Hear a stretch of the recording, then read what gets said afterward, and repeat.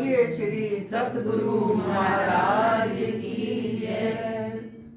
प्रथम लागू दो चरण को, धनिये न छुड़ाइयो खिन।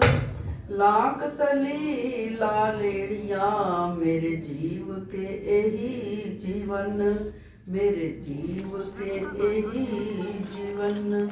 प्रणाम सुंदर साथ जी। समस्त सुंदर साथ जी के चरणों में कोटानी कोट प्रणाम। अति आनंद का विषय। यहाँ पर लगभग 46 वर्षों से लगातार हर माह के प्रथम रविवार को गोष्ठी का कार्यक्रम किया जा रहा है। जैसा कि अभी मेरे भाई चंद्र जी ने बताया, तो हर गोष्ठी में कोई ना कोई विषय भी दिया जाता है, उस पर भी मंथन होता है, भजनों का भी आनंद होता है। तो वैसे भी कहा गया है इस संसार में भक्ति 9 प्रकार की होती है। 9 प्रकार की भक्ति में श्रवण कीर्तन अर्चनम विष्णु पाद सेवनम, ये इस तरह की भक्तियां जो 9 प्रकार की भक्ति है, उससे आगे क्या भक्ति है, हम परब्रह्म को कैसे प्राप्त करें, उस 10वीं भक्ति, जैसा कि गीता में भी बताया श्री कृष्ण ने अर्जुन जी को, कि अर्जुन ने जब पूछा कि मुझे मोक्ष किस तरह प्राप्त होगा, तो उन्होंने कहा अनन्या प्रेम लक्षणा भक्ति। अनन्य प्रेम लक्षणा भक्ति से ही इस संसार के आवागमन से हम मुक्त हो सकते हैं।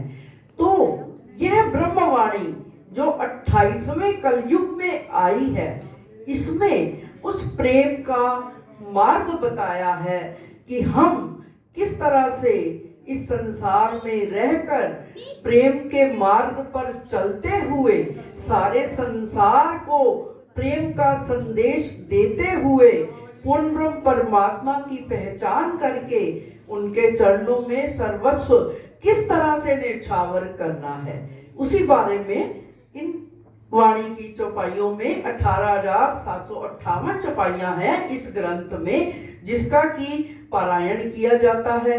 तो सुंदर साथ जी, आप सब तो परिचित ही हैं कि प्रेम लक्षणा भक्ति पर किस तरह से चले।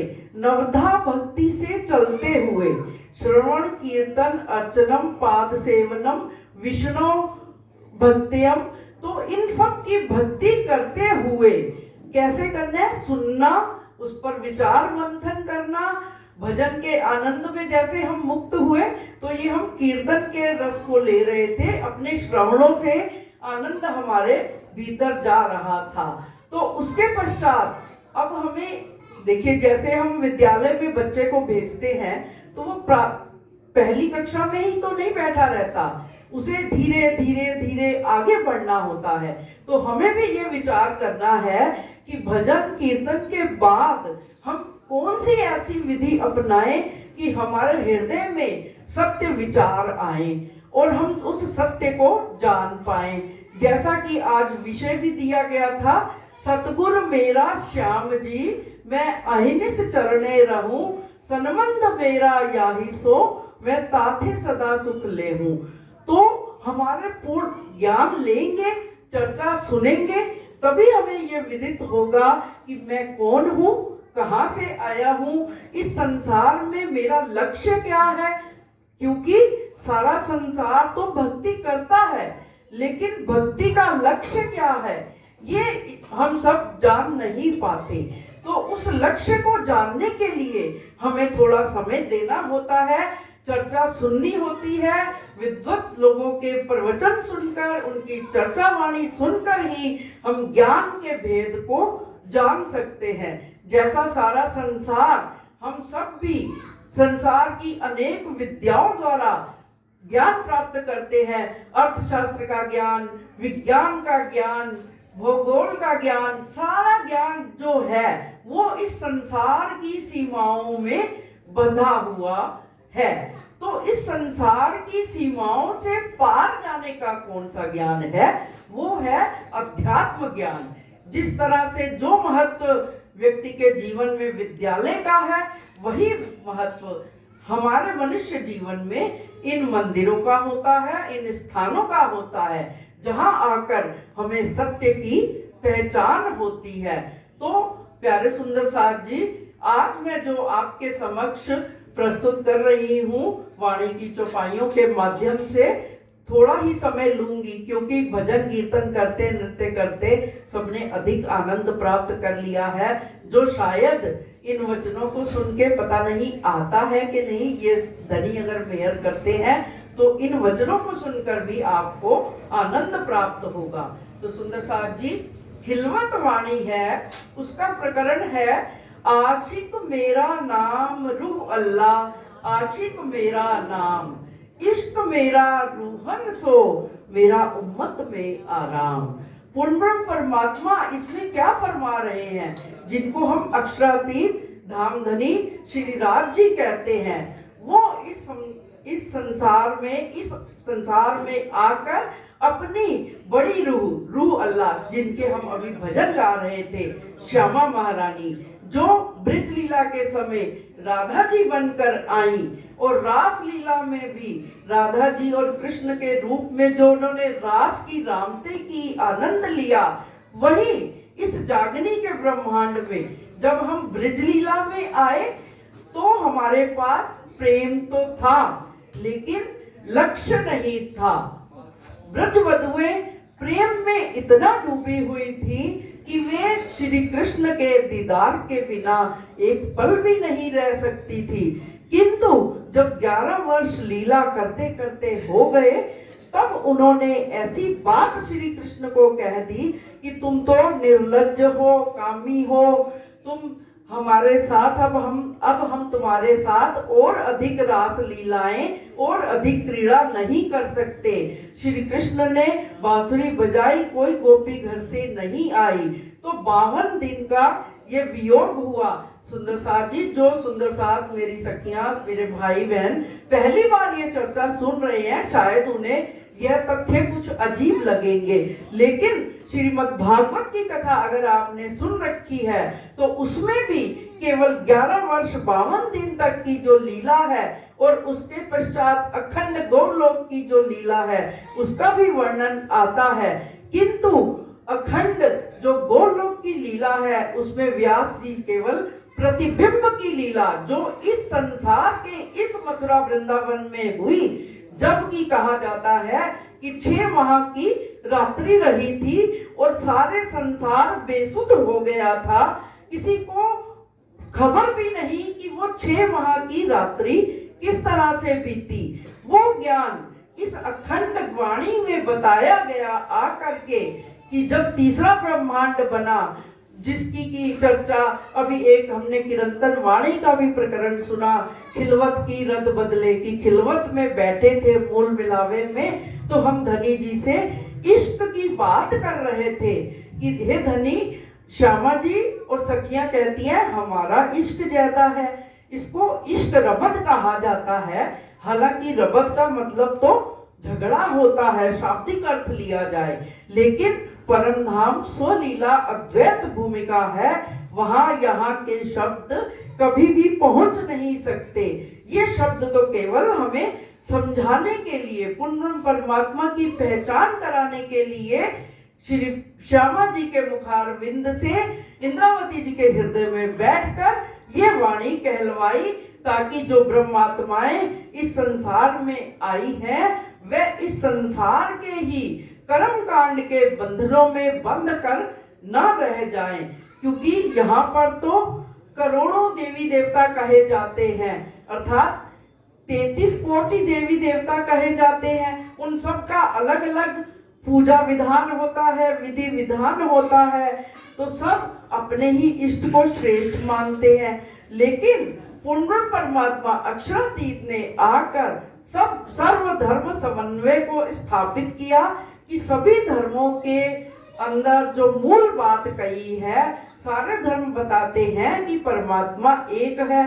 सिख वाणी भी कहती है नानक एक को सिमरिए जन्म मरण दुख जाए, दूजा काहे सिमरिए जन्मे ते मिट जाए। इसी तरह कुरान ने भी कहा है कि अल्लाह तो एक ही है। क्रिसमस ईसाइयों की बाइबल में कहा गया है कि supreme truth God is only one, वह क्राइस्ट ही है जो सुप्रीम ट्रुथ गॉड है, लेकिन वो अलग अलग भाषाओं में परमात्मा का वर्णन बताया है। प्राणनाथ जी ने आकर उन सब भेदों को खोलकर बताया कि पूर्ण ब्रह्म इन सब से न्यारा है। ये सब अनेक परमेश्वर कहावे, पार ब्रह्म इन सब से न्यारा। तो वही पार ब्रह्म इस संसार में आकर आशिक बने। अभी ये प्रश्न भी उठ रहा था कि आशिक कौन, माशूक कौन। तो वास्तविकता तो ये है कि पूर्ण परमात्मा अक्षरातीत हमारे धामधनी, वो हमारे माशूक हैं, हम उनकी अंगना हैं। जिस तरह सागर का संबंध, जिस तरह सागर से लहरों का संबंध होता है, जिस तरह किरणों का संबंध सूर्य से होता है, उसी तरह उन ब्रह्मात्माओं का और श्यामा जी का संबंध पूर्ण ब्रह्म परमात्मा अक्षरातीत श्री राज जी से है। इसीलिए श्री राज जी के द्वारा ही श्यामा जी को आनंद प्राप्त होता है और श्यामा जी से ही हम सब सखियों को। तो यहाँ पर आकर वो स्पष्ट कर रहे हैं कि वास्तव में तो तुम ही मेरी आशिक हो, लेकिन तुम इस ब्रह्मांड में आकर भूल जाओगी। उन्होंने पहले भी बताया था और उनका कथन भी सत्य हुआ। जो खिलवत की वाणी हम सुन रहे थे कि राजी महाराज ने कहा था कि ये दुख का खेल खेल देखने मत जाओ, वहां पर तुम्हें कोई परमात्मा की बात नहीं बताएगा, तुम सब अलग अलग होकर बैठ जाओगे, कोई वहां पर एक नहीं हो पाएगा। तो वास्तविकता भी हम देखें, हर धर्म वाले कह रहे हैं हम श्रेष्ठ, लेकिन इस 28वें कलयुग की महिमा भी शास्त्रों में बताई।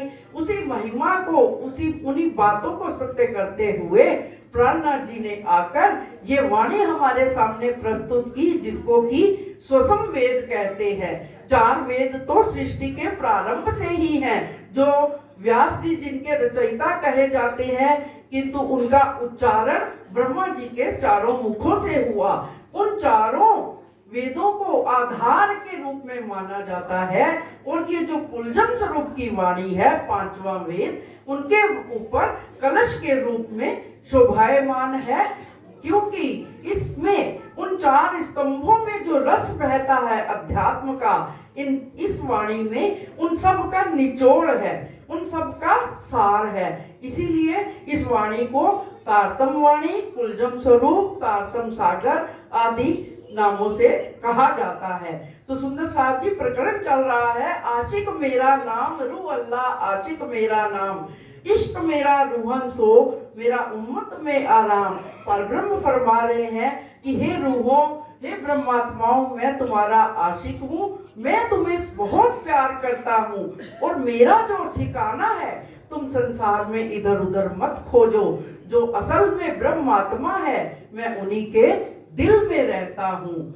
इलम ले चलो अर्श का, खोल देओ हकीकत, भूल गईया आप अर्श को, याद देओ निस्बत। आज हम भजनों में, कीर्तन में और वाणी गायन में सब में यही बातें सुन रहे थे। निस्बत क्या है, इश्क क्या है और वाहिदत क्या है, हकीकत क्या है। देखिए ये भाषा में जिस तरह से वेदों की भाषा में कहा जाता है कर्म उपासना ज्ञान और विज्ञान, उसी तरह कुरान में कते पक्ष में कहा जाता है शरीयत, तरीकत, हकीकत और मार्फत। तो भाषा का ही भेद है, बातें एक सी ही कही हैं, फिर सिर्फ हमें उन बातों के भेद को समझना है। तो आशिक मेरा नाम, लेकिन अब हम विचार करें तो परब्रह्म ने तो अपनी आशिकी दिखा दी इस वाणी के द्वारा। यदि हमें पहचान हो गई है कि आशिक कौन, माशूक कौन, क्योंकि स्पष्ट हो जाता है जबकि परम धाम में जो वार्ता हुई थी तो राजी महाराज ने अपना इश्क और अपनी साहिबी दिखाने के लिए ही रूहों को इस संसार में भेजा और रूहें धनी जी की साहिबी और धनी जी का इश्क भूल गई। तो उसी इश्क को याद दिलाने के लिए पूर्ण ब्रह्म परमात्मा स्वयं आशिक बनकर आए। लेकिन अब हमें क्या करना है कि अगर हमें वास्तव में पहचान हो गई है तो हम आशिक बन के दिखाएं कि आशिक का क्या काम होता है। अपने माशूक से प्रेम भरी बातें करना, हर पल उसका दीदार करना, उसी की चर्चा करना, उसी की बातें करना। संसार में भी देख लीजिए, जो संसार के आशिक और माशूक हैं, अगर एक लड़का और लड़की दोनों में प्रेम हो जाता है तो वो दोनों चाहते हैं कि दिन में 24 घंटे में अधिक से अधिक समय हम एक दूसरे के साथ बिताएं। अगर नहीं तो आज तो फोन की सुविधा है, सब फोन से भी उनके साथ बिताते हैं। तो परब्रह्म अक्षरातीत ने हमें क्या सुविधा दी है कि हम अपने हृदय में प्रेम लें, नेत्रों को बंद करें अथवा खोलें, हमारे अंतःकरण में उन्हीं की ही सूरत, अगर हम उनको अपना आशिक मानते हैं, अपना माशूक मानते हैं, पहचान भी कर ली है, तो हमें हर पल उनकी सूरत को ही अपने हृदय में बसाना होगा। प्रेम के मार्ग पर चलते हुए ज्ञान की बातें तो बड़ी विस्तृत हैं, किंतु समय की जो बंधन है हमें कुछ कहने से रोक देता है। लेकिन मैं एक छोटी सी कहानी बताकर फिर समाप्ति पूजन की ओर चलूंगी। नेपाल में एक छोटा सा गांव था। वहां पर अनेक सब धर्मों के लोग रहते थे। कोई जैन को मानता था, कोई बुद्ध को मानता था, कोई शिव जी को मानता था, कोई हनुमान जी को, कोई राम को, कोई कृष्ण को। तो एक बार गांव के सभी प्रबुद्ध लोगों ने मिलकर विचार किया कि हम गांव के पास ही एक मंदिर का निर्माण करें, जिसमें हम सभी जिनके जो जो इष्ट हैं सबकी हम मूर्ति स्थापित करें, और ताकि सब एक साथ वहां पर आकर अपने अपने इष्ट की आराधना कर सके। तो बड़ा उत्तम विचार था। चाहिए भी ऐसा कि हम सब एक ही स्थान पर जाकर अपने अपने इष्ट की पूजा करें। तो वहां पर मंदिर बनाया गया। सब आते अपने अपने इष्ट के सामने दीपक जलाकर आरती पूजन करके उनकी वंदना करके चले जाते थे। तो उनमें से एक वृद्ध माता जी भी आती थी। वो बुद्ध को अपना इष्ट मानती थी। तो बुद्ध की जहां मूर्ति लगी थी उनके साथ ही जैन महर्षि जो हुए उनकी भी मूर्ति थी। वो उसने क्या सोचा कि मैं जो दीपक बुद्ध के सामने अगरबत्ती या दीपक जो जला के जाती हूँ, उसका धुआं तो दूसरे इष्ट के पास भी जा रहा है। ये तो बड़ी गलत बात हो गई। उनके हृदय में ये विचार आ गया। अब देखिए, इस कहानी का अंत जब होगा तो आपको समझ आ जाएगा। तो फिर उसने क्या किया कि उस दीपक के ऊपर एक जैसे एक शेडो बना दी और एक छोटा सा छेद कर दिया सामने, ताकि मैं जो दिया जलाऊं उसकी धुआं जो है, उसकी रोशनी सिर्फ मेरे इष्ट तक जाए। ऐसा कर दिया। 1 महीना बीत गया। जब गांव वालों ने विचार किया कि अब हम ना अपने सभी देवी देवताओं की मूर्तियों को एक रथ में बिठाकर तो शोभा यात्रा निकालते हैं। तो सब जब ये कर रहे थे, जब बुद्ध की मूर्ति को उठाया गया, देखा गया, तो उनका मुख काला हो गया था। उनका मुख काला हो गया था। तो सुंदरसार जी इस कहानी के माध्यम से ये बता रहे हैं कि कोई भी देवी देवता छोटा नहीं, बड़ा नहीं, सब उस परब्रह्म के हुक्म से ही, जैसे हम एक देश को चलाने के लिए एक सरकार का निर्माण किया जाता है, वैसे ही पूर्ण ब्रह्म परमात्मा, जिसको वेदों में शास्त्रों में सुप्रीम ट्रुथ पावर कहा गया है, कुल्हू अहद अल्लाह कहा गया है, या एक ही परमेश्वर कहा गया है, वो परमेश्वर ने अपने सत्ता के स्वरूप को हुक्म दिया। और उस सत्ता के स्वरूप ने, जैसे एक डिप्टी चीफ मिनिस्टर होता है, फिर उसके आगे कैबिनेट डिपार्टमेंट सब होते हैं, तो उन्होंने ऐसे ही त्रिदेवा की उत्पत्ति की, ब्रह्मा विष्णु महेश, जिन तीनों के आधार पर उन तीनों के लिए ही गॉड शब्द का प्रयोग किया गया है। जनरेटर, ऑपरेटर और डिस्ट्रक्टर की ये संसार बनता है और मिट जाता है। लेकिन जो परम धाम में जहाँ पूर्ण परमात्मा रहते हैं, वो कभी भी नष्ट नहीं होता, वो अखंड है। तो उन्होंने ऐसे ही आगे आगे अपने विभाग बनाकर, फिर 3 देवताओं ने भी आगे विभाग बना दिए जो अन्य देवी देवता हैं। किसी को वर्षा का कार्य दे दिया, किसी को जो है दुष्टों को न्याय देने का कार्य दे दिया। ऐसे ही तो किसी की भी महिमा कम नहीं है। अंततो गत्वा जब इस संसार का लय हो जाता है, जिसको कि महाप्रलय कहा गया है, वो उसकी चर्चा अगली बार अगर गोष्ठी पे आप आएंगे, अगर समय मिला तो बताएंगे कि प्रलय भी कितने प्रकार की होती है। तो सुंदर साथ जी, इन्हीं शब्दों के साथ मैं यही अपनी बात समाप्त करती हूँ और यही प्रार्थना करती हूँ कि हम सब परब्रह्म के आशिक बने, उनके इश्क को पहचाने और सबसे प्रेम करते हुए उनके प्रेम में लीन हो जाएं। बोलो श्री प्राणनाथ प्यारे की जय, श्री सतगुरु महाराज की जय।